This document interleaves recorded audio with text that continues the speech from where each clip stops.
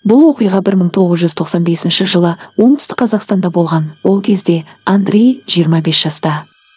Андрей үйде еді, кенет телефон шырылдады. Туыстары телефон соғып, нағашысының қайтыс болғанын және ертең таңертең жерлейтіндерін айтты. Ол нағашысын 1-2 рет көрген, тіпті жақында араласып көрмеген. Баратын ауылы қаладан 2 сағат жүретін жер еді. Кеш уақыт болғандықтан дереу көлікке отырды да түнгі сағат 12-де жетті.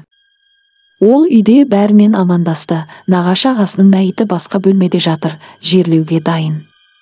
Андрей тамақтанып алды. Содан кейін анасы оған көрші ауылға барып қазан және тағы керек жарақтарды алып келетіндерін айтты. Әкесі мен анасы көрші ауылға кетеді.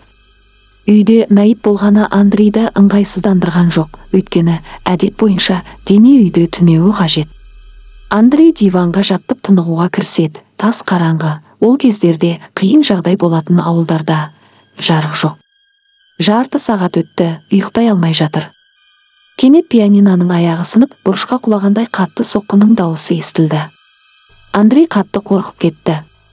Ол төсектен тұрып, бірден мәйіт жатқан бөлмеге барды. Мәйіт еденде жатыр, ал Андрей оның қалай құлағанын түсінбеді.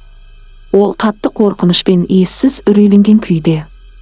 Өзі қаламаса да мәйітті көтеріп, төсекке жатқызуға мәжбүр болды. Осыдан кейін ол бөлменің есігін жауып, темекі шегу үшін далаға шықты. Ол көлікте түнеп қалғысы келді. Бірақ көліктің іші қатты суық, ақпан айы еді. Жылытқыш істемей қалды. Тек үйге кірмес үшін ұзақ шыдады. Ақыры суық жеңді.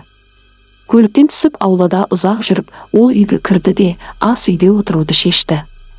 Ол үйге кіргенде қорқыныштан мәйіт жатқан бөлменің есігі жабық екенін қарауға шамасы келмеді.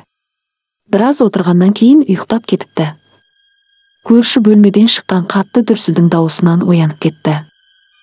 1 сағаттан соң туыстары келіп үйге кіреді. Андрей төсекте жоқ, басқа бөлмелерді қарады. Мәйіт еденде жатыр. Олар аң-таң болды. Андрейді барлық жерден іздеп таба алмады. Кейін пештің ішін тексеруге шешім қабылдайды, өйткені ол үлкен болатын. Андрей осы уақыт бойы пеште отырған және шашы толығымен ағарып кеткен.